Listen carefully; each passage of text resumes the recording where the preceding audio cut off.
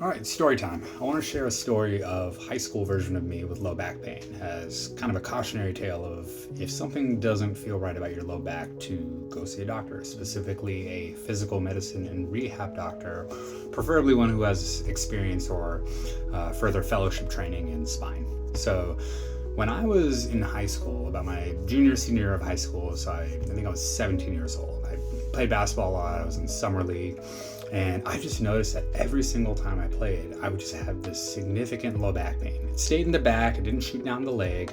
And every time I stood and ran, I just feel like anytime my back was in a somewhat arched position or with any impact activity, such as jumping and coming down or even cutting in a certain direction, I just felt this pretty significant pain and pressure in my low back. And it would get worse when I stand and when I ran and jumped, and it would get better when I rested.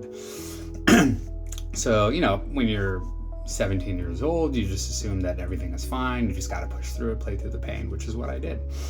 And about, I would say, a month after all of this started, I remember I was practicing, and I went up for a pump fake, and it wasn't no contact, nobody hit me or anything. I literally went up for a pump fake, took one dribble, and I felt like my low back exploded. It felt like someone had took a gun and shot me to the back. I'd never experienced that much pain in my entire life. And I went to go see my primary care physician. They they examined me, but didn't get any x-rays, just told me to take some Advil and some Tylenol and just kind of rest and see how it went. And that's what I did. And after that, I noticed that things weren't quite the same. I would have these intermittent periods of back pain, not as severe as that one incident, but I would notice it worsening again with exertional activities and standing and walking and things like that.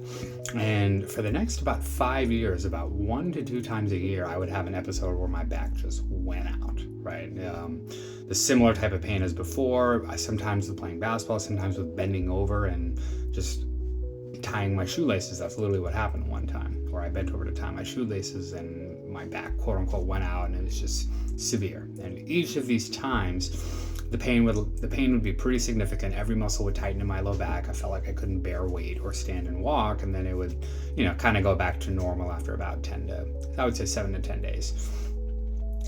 It wasn't until, I would say, about a year and a half to 2 years ago that I finally kind of explored diagnostically what was going on. And one question is, well, why did you wait this long? Well, because the reality is, when it comes to back and spine pain, if you don't feel like your symptoms warrant an injection or surgery, there's really no point in getting imaging, right? And again, you should always go see your doctor to make that determination. But I knew that the pain was relatively manageable outside of those intermittent episodes, and I didn't have any weakness in my leg to suggest nerve damage that would require surgery.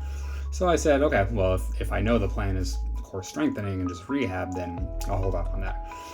What I found out when getting my x-rays and my MRI is I had what's called a pars defect at L5. So the pars is the part of the bone that it's a part of the vertebrae that connects one vertebrae to the one below it.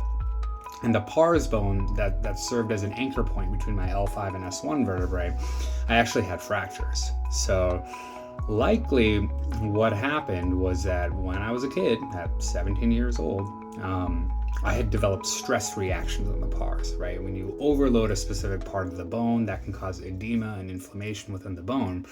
And if you don't properly offload or brace that, and you keep adding that stress to the bone and that force, that stress reaction can become a stress fracture. And that's what happened. And what happened during that initial incident when I was 17 and every other time after that when I had this severe once a year annual back pain is that because that pars, the anchor point between the two bones, was now compromised, I would get these instability moments where one bone would shift out in front of the other. It would aggravate the discs, the joints, the nerves, all the structures in between, and I'd have this severe pain. So fast forward to today, I'm able to manage it. My back pain, now that I have a solid core strengthening routine, I'm very careful about my posture, especially when lifting heavy things off of the ground, maintaining neutral spine precautions instead of bending and lifting with my low back.